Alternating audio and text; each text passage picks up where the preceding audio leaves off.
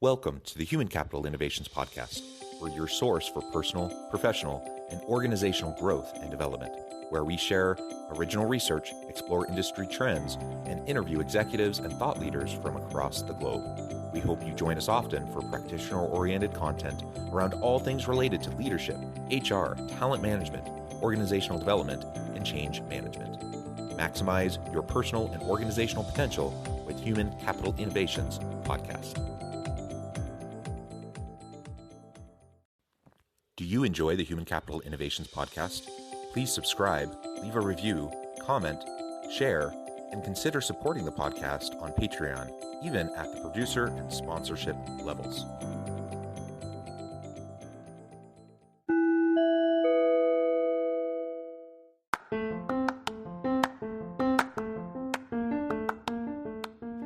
Welcome to the Human Capital Innovations Podcast. In this HCI podcast episode, I talk with Tommy Breedlove about leading with a growth perspective.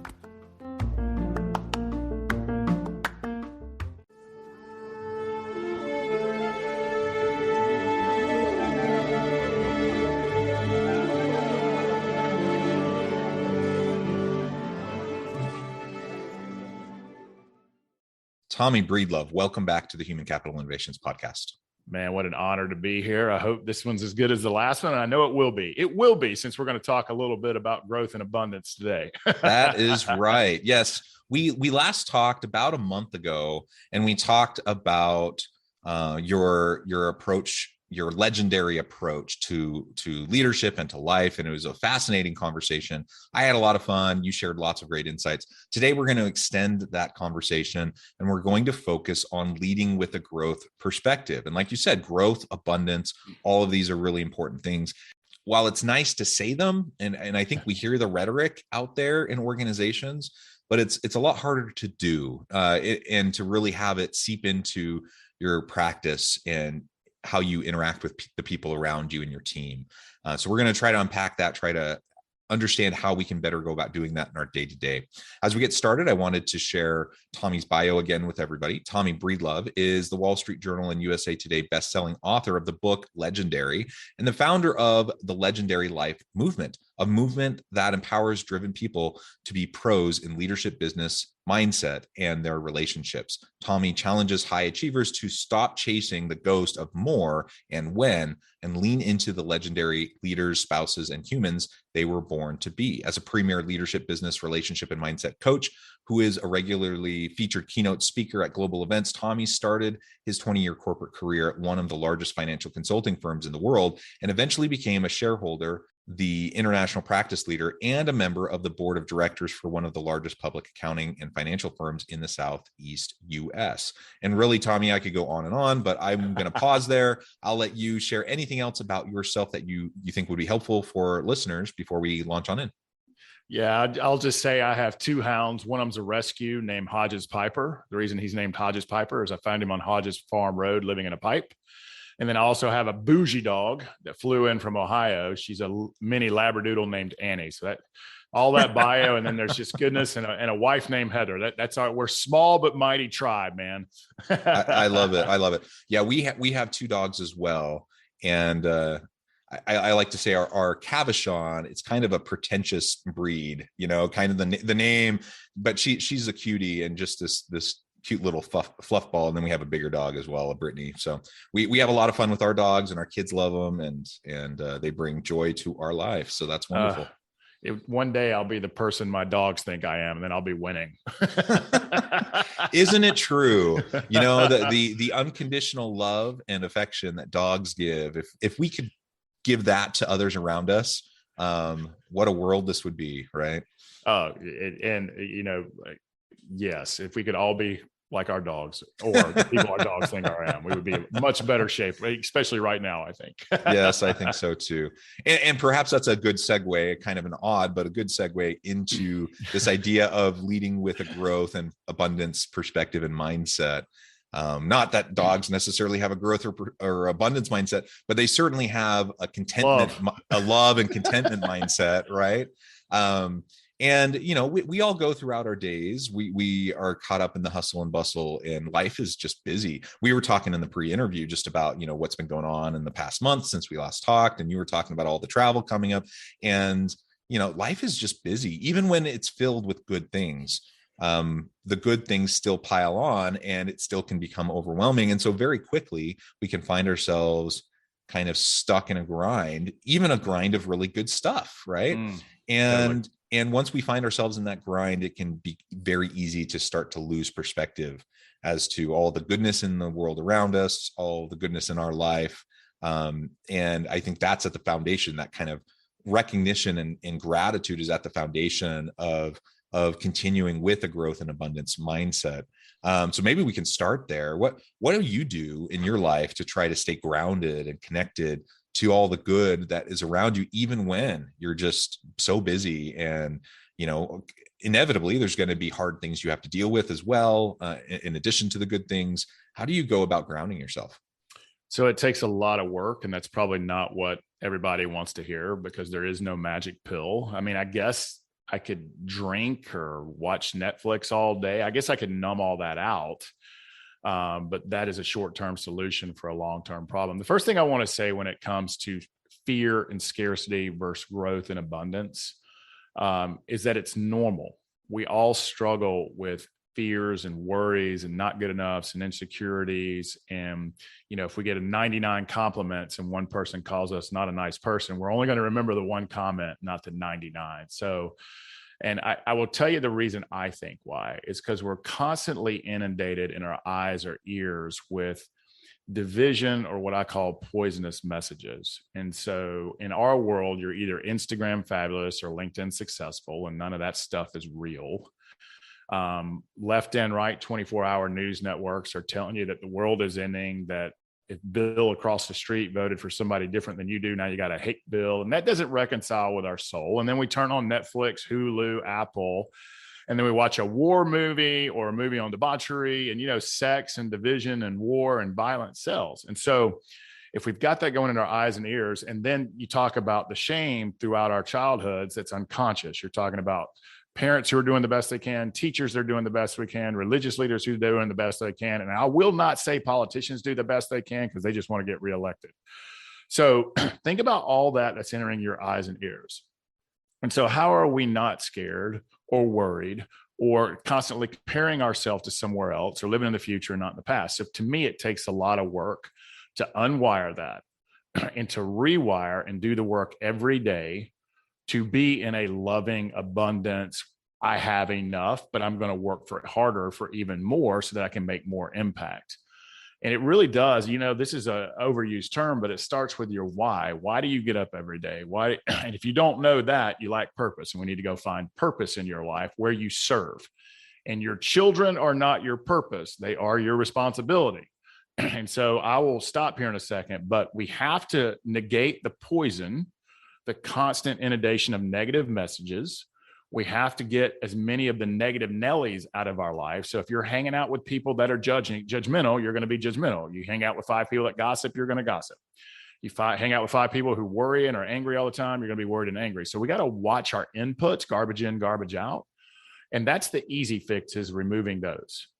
The harder fix is the rewiring our belief systems, our self-esteem, our self-confidence, to know that we all struggle with these fears, insecurities, not good enoughs, and jealousies and envies. We all have it. Doesn't matter if you have $1 or $1 billion, someone's always got more. And so I think you said it best. If we look down on people who have less, that's pride. And we got to remember we were once where they were. And if we look up to people, that's envy, which is even worse, which means we're not here right now. We're not grateful for what we have. And so for me, the rewiring has who I hang out with, what I input into my eyes and ears. Now, don't get me wrong. I enjoy me some good Netflix. I enjoy me some good Hulu. Hey, I'm just like everybody else. I look at social, but most of my social feeds is business or life or leadership or love or relationship or mindset or moving the ball forward in some way to be better. And so it's who I input in my life. It's the people I associate with, the team that I have on my team, the content that I constantly consume, the gratitude. I do formal and informal gratitudes every day. I meditate, so I'm proactive and not reactive. For me, prayer is a big part of my day. It's not for everybody, but for me, it is. So I think meditation is about going inside, prayer is about talking outside to whatever you believe is bigger than you. And so to me, it's the inputs, the wisdom, the humans, and the work every day to build emotional strength, mental strength, if it's important to you. I didn't say religious, spiritual strength, but also our bodies, our physical strength. And so me, it's the daily nutrition, for lack of better words, and working out in the emotional, mental, spiritual gym. And it's also limiting all the negative messages so that over time you live in a space of gratitude, what you do have, what you don't have. You live in a space of power, self-confidence, self-esteem, and you live your truth and not worry so much about what everybody else thinks or says. And that was a lot. So I'll leave it at that, Jonathan. No, that was a lot, but that was excellent. And I think that really does create the foundation for the life well lived. And it is work. It's a lot of effort to get there, especially if we're stuck in the grind, if we're stuck in just kind of the perpetual motion of life. And as you were saying right there at the end, so many of us get caught up in the expectations of the world. And so we're not even living for ourselves. We're living for, whatever other external entity to us, the expectations they're imposing on us, or that we feel like they're imposing on us. And so we're not even living for ourselves, and we're caught up in the grind. And when that happens, we got to get unstuck, or kind of get out of that inertia, out of that momentum. And we do that through mindfulness practices, through being present in the moment. And there's a variety of ways to go about doing that. You listed a bunch that we can start to do to really get ourselves unstuck.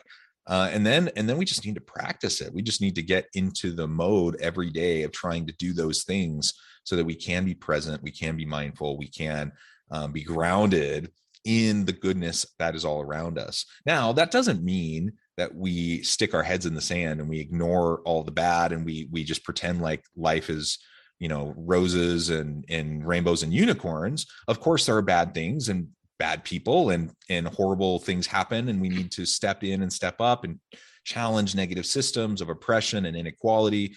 All those things still have to happen.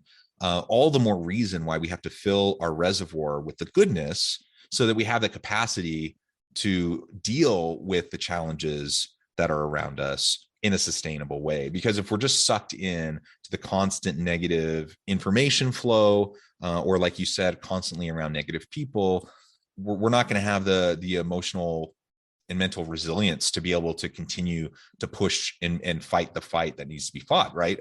And right now, of course, we're not going to get political, but, with the current situation in the Ukraine, for example, this can't be ignored. Like, this is a hard thing. I was just talking to someone. And we have seen this movie. Yes. I was just talking to someone yesterday. A third of they have a distributed workforce, and a third of their team is in the Ukraine. And so when you're a CEO of a company and you have a third of your employees that are in a situation like that, you can't just ignore it and say, everything, I love you. You're great. I appreciate you. Everything's wonderful. Of course not. Of course we have to step in, step up, figure out how are we going to get them safe? How are we going to make sure that we support them in any way they need? And that's what he was doing. And it was a really fun conversation to hear about, how he's stepping up. So I say that, again, we're not saying stick your head in the sand. We're not saying ignore the challenges or the problems. We're not talking about being Pollyanna-ish and just acting like everything's good all the time. But if we don't fill our well with the goodness around us, we're going to sink into cynicism, desperation, and despair, and then nothing good can come of that. And as we transition now into the second half of the conversation, leading with a growth perspective and an abundance perspective, again, it's not suggesting that everything is roses. It's not ignoring the challenges, but it's recognizing that when we are faced with a challenge, rather than taking kind of a fixed pie perspective, we're going to take an abundance perspective. That is, we get to that through a growth mindset, that we can learn and grow and figure out new creative and innovative ways, get at a problem that may be facing us that we currently don't know how we can resolve. And when we have that kind of a perspective, that gives us the ammunition, that gives us the power to be able to step into those challenging situations and to be able to make something of it.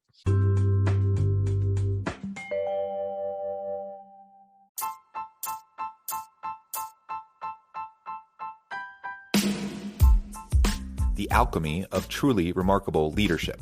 Ordinary, everyday actions that produce extraordinary results. Consider how the nature of work has shifted over the past 50 years. With increased globalization, rapid technological advancement, and the shift in economic composition, the average job of today looks very different than the average job of 50 years ago. What will the jobs and organizations of tomorrow look like?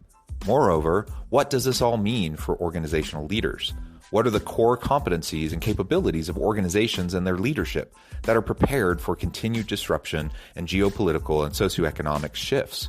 Regardless of what the future holds, increasingly, leaders need to be socially minded, data-driven, decisive, champions of talent, and disruptors of the traditional notions of leadership, teams, organizations, and work.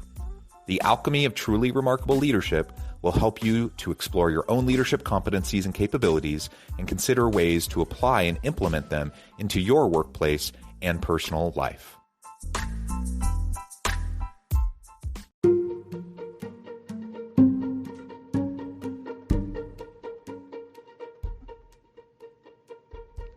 Check out Human Capital Innovations magazine, Human Capital Leadership.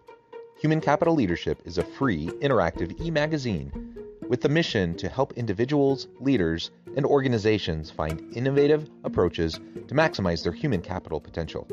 We publish issues quarterly in August, November, February, and May. Take a look at the latest issue and let us know what you think.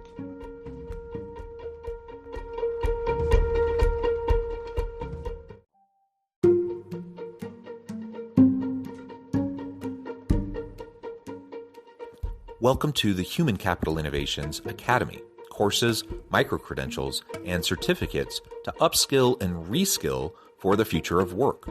All HCI Academy courses, micro-credentials, and certificates are designed, developed, and delivered by award-winning and internationally renowned scholars, educators, thought leaders, executives, and practitioners.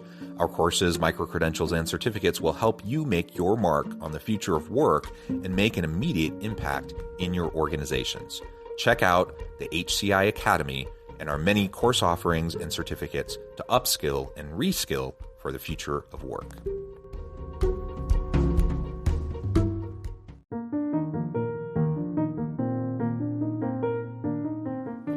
Check out our new weekly LinkedIn newsletter, Alchemizing Human Capital, exploring industry trends via original research and interviews with executives and thought leaders from across the globe.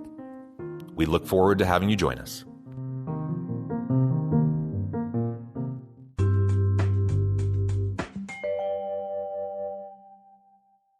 That's the word. You just said the magical word, power. And your power, your own power, not outsourcing your mind and heart and power to some other thing or external event. We are, and I'm not being a negative Nelly here. If you don't think we're emotionally, mentally, and spiritually weak, turn on the news or your social media feed. So what we got to do is regain our power, regain our strength, regain our self-confidence, our self-respect, lead ourselves, look in the mirror and know that's the problem and solution. No politician's going to fix it. No religious leader is going to fix it. There is no magic pill and no one's coming to save you. And it's not if life happens, it's when. Your child will get sick. You will die. Wars will happen. Economic crisis does happen. There is a lot of bad, sick, hurt people. Well, there's a lot of hurt people in this world.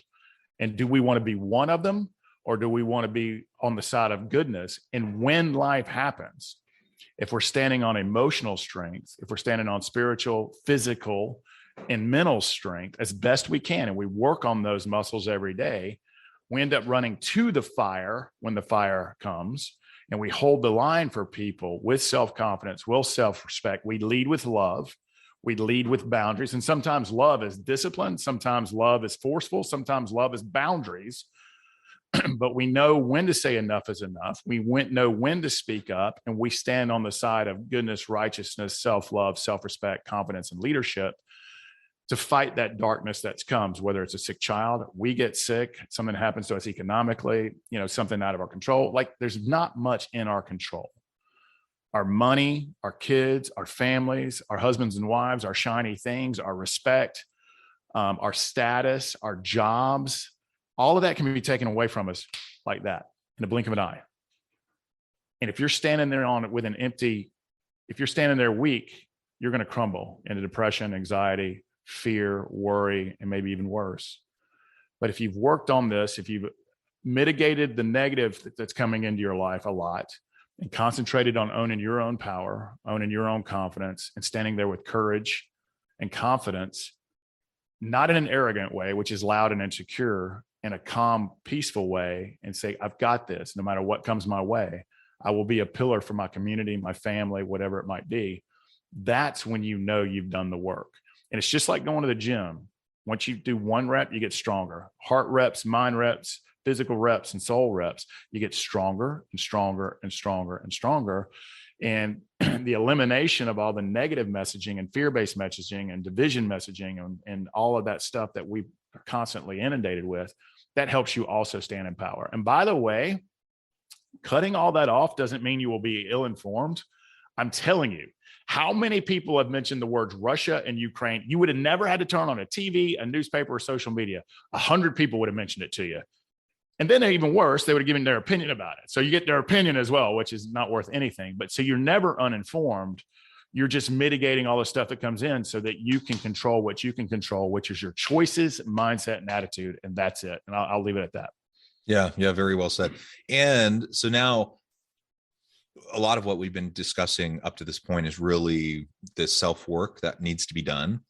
How do we go about doing this, not only for ourselves, which is hard enough, right? But also doing it for our teams. We're leading people. We have a team of people around us, and we want to lead with a growth mindset, with an abundance mindset and perspective. How do we go about doing that? Again, when often in organizations, we're also busy. We're running around like chickens with our heads cut off, just trying to get stuff done. How do we disrupt that so that we can lead with a growth and abundance perspective? Again, it starts with leading ourselves first. So we've talked about that at length. So we must walk the walk. People want two things. Well, they want a bunch of things in a leader. I'm going to give them to you real quickly, and I'll go through them real quickly. They want confidence. So true confidence, not arrogance, confidence. Confidence in direction, confidence in your craft, and confidence in your leadership. And we just talked about all that self-work that builds that confidence. There's two types of confidence: the confidence in working your craft, doing the reps over every day to be good at what you do, and the reps on self-esteem, self-respect, and self-leadership. So that's confidence is number one. Number two is they want consistency. Doing that self-work will make you consistent. It's also walking the walk, doing what you say you're going to do and showing up when you say you're going to show up. It's really that easy.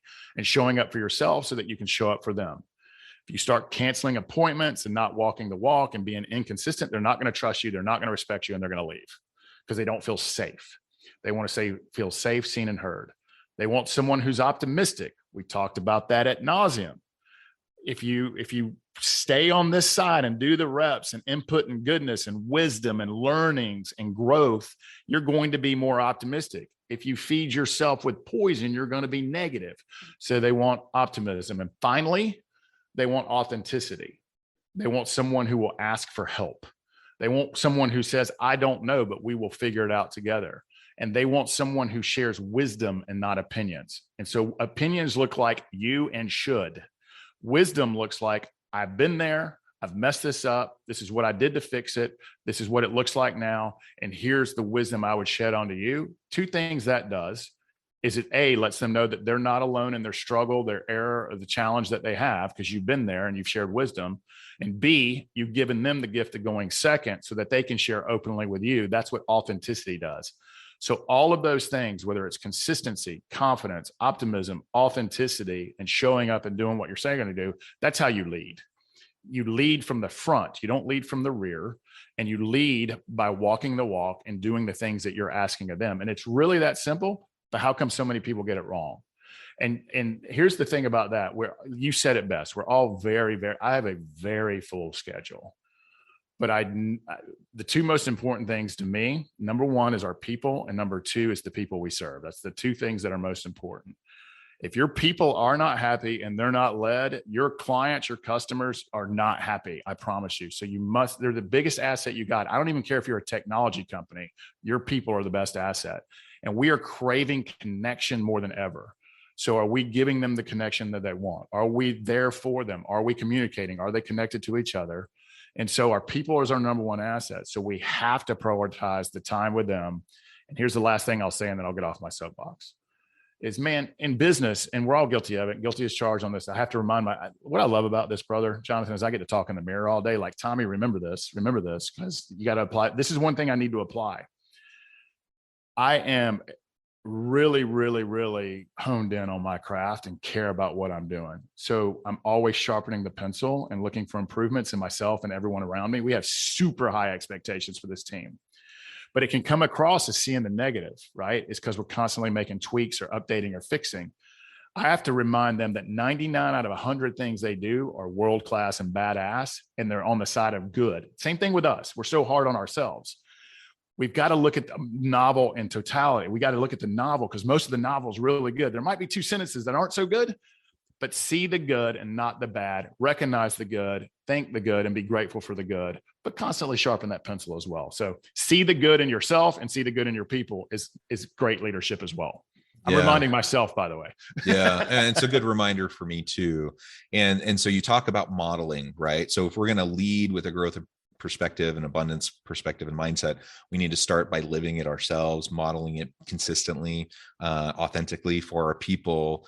And then we need to, at times, step in and interrupt the negative thought patterns that we might see among our team, right? So if we're in a meeting and there's a comment that isn't consistent with this growth or abundance kind of perspective, then we can push back or provide an alternative perspective. We can try to reinforce the positive while acknowledging the challenges. So as we start to do that consistently, we create a dynamic culture with our people where they can see this in action. So it's not just rhetoric. It's not just empty words. They actually know that we mean it. Like, this is something we are going to prioritize. We're going to try to live it the best we can. And we expect them to live it the best they can as well. And we're going to support them in doing it. The other thing that as you were sharing that, I'm thinking just this morning of a frustrating set of encounters that I had. I was just trying to take care of some kind of bureaucratic paperwork stuff. And that can be frustrating, right? And I'm waiting and I'm getting sent from place to place to place, and everyone's telling me different things. And, it's aggravating, it's frustrating. And I have to admit, I was doing a fair amount of grumbling under my breath about the frustration of it all. But as I pause and stop, I'm thinking, okay, I had a negative customer experience. Yes, I did. What's the reason for that? It could be the people that I was interacting with. It could be all on them. Chances are, though, it's kind of shared responsibility. It's, maybe they didn't do exactly what they should have or weren't as effective as they could have been. But how about the people that they're working for? How have their leaders been supporting them? What systems are in place to help them to be successful? Are they being paid fairly, equitably? And in this particular organization that I was at this morning, I know for a fact they aren't. And so on the one hand, I have to have some compassion and patience for that. I'm like, what do you expect when someone is not paid fairly? They're not treated well. They don't have good leadership. Of course, you're going to not always have the greatest experience with them. So trying to have patience and compassion and just a recognition of like the whole system of the problem that existed, and was why I was frustrated this morning. And then sometimes you just got to it's not about me, okay, I had to spend an hour of my life, doing something that was frustrating, cry me a river, get past yourself and move on. Right. So part of that is just, a me issue. But ultimately, as we recognize these things, then we can move past the negative, we can move into the positive, and that's going to lead to a much more fulfilling and satisfying life. It's going to lead to a much more fulfilling and satisfying place of work, better relationships, stronger teams. Ultimately, that's what we all want. Yeah, that's the birthplace of empathy and compassion for sure. And everything you just described there is empathy, compassion. There's a flip side of that, though, is we can be empathetic and compassionate without lowering our standards and minimizing, and we can set the standard that we want so that others can follow us. And I've got to be very careful of the line I walk here. So let's see if I can do this with some grace. All of our media, I don't care if you prescribe to the left, right, or try to be as center as you can, which is most of us, Whether they tell us that or not, it's really we're all pretty balanced humans who want a lot of great things socially, but also want us to be safe and financially free and all that good stuff. So we'll just leave it at that. But both sides are either telling you you're entitled or a victim. And those are dangerous, dangerous, dangerous things. Both sides. And so we'll start believing that. And so I don't think the world needs more compassion and empathy, because I think 99 out of 100 humans are very compassionate and empathetic. I think they're good people, and they want people to be safe, free, loved, seen, heard. And we want equal rights for everybody. Most of us, not all of us, but most. Definitely this guy talking right now. But what we need most right now is personal accountability. So if you're in one of those jobs that you hate and it has bad leadership, go find the nearest mirror and know that's the problem and the solution.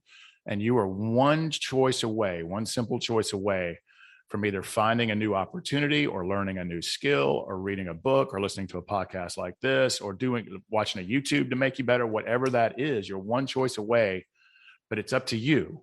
You got to go make that personal accountable choice to change something very small, and the compounding interest pays over time, because you're not a victim and you don't deserve, which is a juicy word. Go out and get it. Go out and make a choice. Go out and make a change. Do one small thing today, a little bit different than you did yesterday. And over time, it will pay compounding interest. So there's the flip side of that. We don't need to lower we do need to be empathetic, compassionate. I think we mostly are, until we get caught up in our heads. But I also think we got to keep the standards high, and know that personal accountability is what this world needs right now, because people stay in power when they make you believe that you're a victim.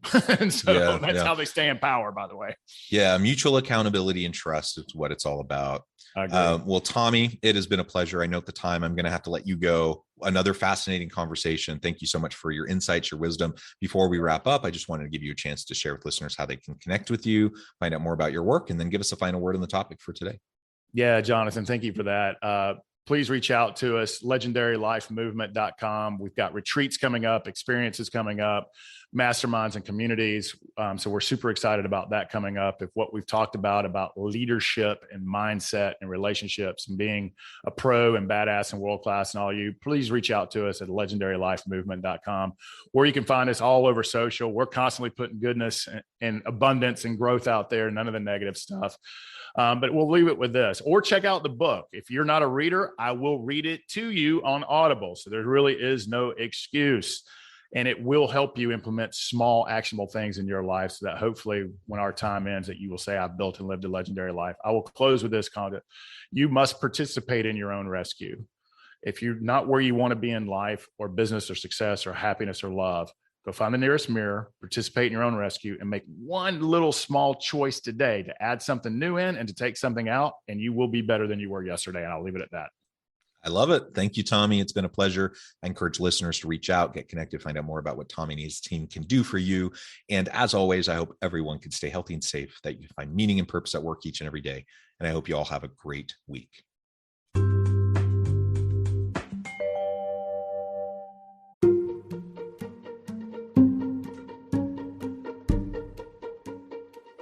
Welcome to the Human Capital Innovations Academy. Courses, micro-credentials, and certificates to upskill and reskill for the future of work. All HCI Academy courses, micro-credentials, and certificates are designed, developed, and delivered by award-winning and internationally renowned scholars, educators, thought leaders, executives, and practitioners. Our courses, micro-credentials, and certificates will help you make your mark on the future of work and make an immediate impact in your organizations.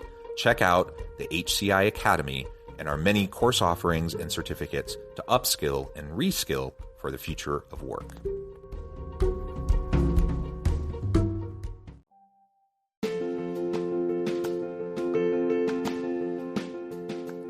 Bluer Than Indigo Leadership, the journey of becoming a truly remarkable leader.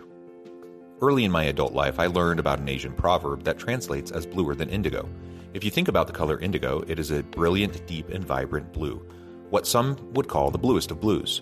To have something that is bluer than indigo is rare and truly remarkable. Contrary to popular myth, there is no one-size-fits-all or cookie-cutter approach to effective leadership. There is no silver bullet, no secret sauce, no go-to model that will solve all of your problems. The truth is, great leaders have all had their unique strengths and flaws, and have all had to discover and then pave their own distinctive path in their life's journey to fulfill their leadership potential. Bluer Than Indigo Leadership will help you discover your own path and explore those ordinary, everyday actions that will help you respond to an uncertain future and produce extraordinary results for individuals, teams, and organizations.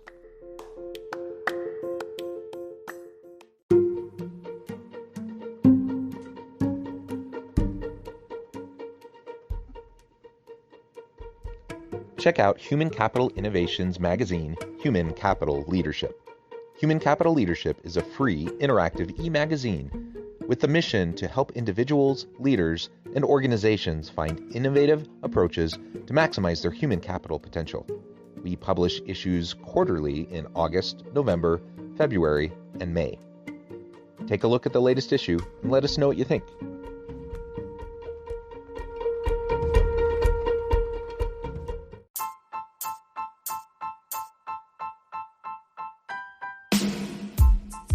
The alchemy of truly remarkable leadership. Ordinary, everyday actions that produce extraordinary results. Consider how the nature of work has shifted over the past 50 years. With increased globalization, rapid technological advancement, and the shift in economic composition, the average job of today looks very different than the average job of 50 years ago. What will the jobs and organizations of tomorrow look like? Moreover, what does this all mean for organizational leaders? What are the core competencies and capabilities of organizations and their leadership that are prepared for continued disruption and geopolitical and socioeconomic shifts? Regardless of what the future holds, increasingly, leaders need to be socially minded, data-driven, decisive, champions of talent, and disruptors of the traditional notions of leadership, teams, organizations, and work. The alchemy of truly remarkable leadership will help you to explore your own leadership competencies and capabilities and consider ways to apply and implement them into your workplace and personal life.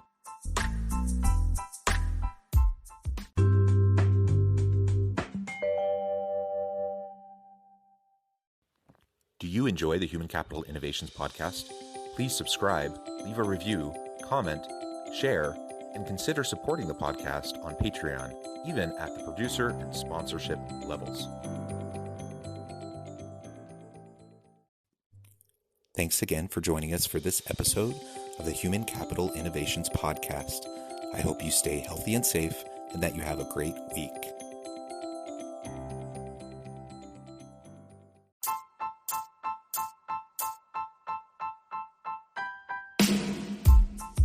The alchemy of truly remarkable leadership.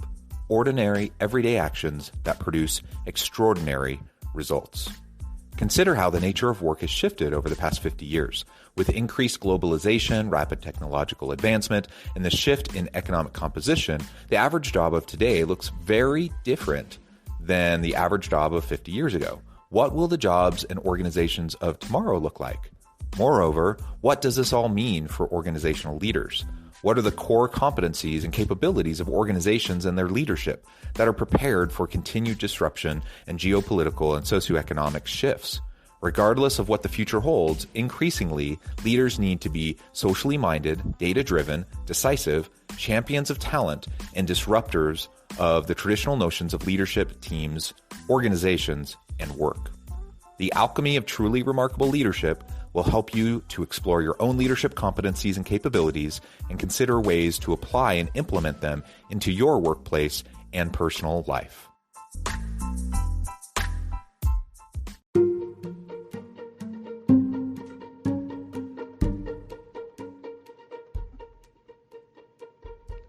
Check out Human Capital Innovations magazine, Human Capital Leadership.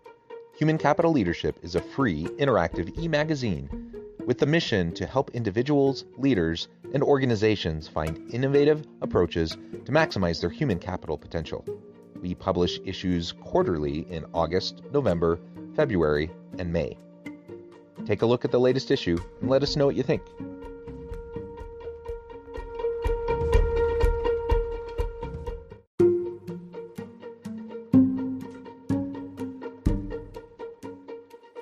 Welcome to the Human Capital Innovations Academy, courses, micro-credentials, and certificates to upskill and reskill for the future of work. All HCI Academy courses, micro-credentials, and certificates are designed, developed, and delivered by award-winning and internationally renowned scholars, educators, thought leaders, executives, and practitioners. Our courses, micro-credentials, and certificates will help you make your mark on the future of work and make an immediate impact in your organizations. Check out the HCI Academy and our many course offerings and certificates to upskill and reskill for the future of work.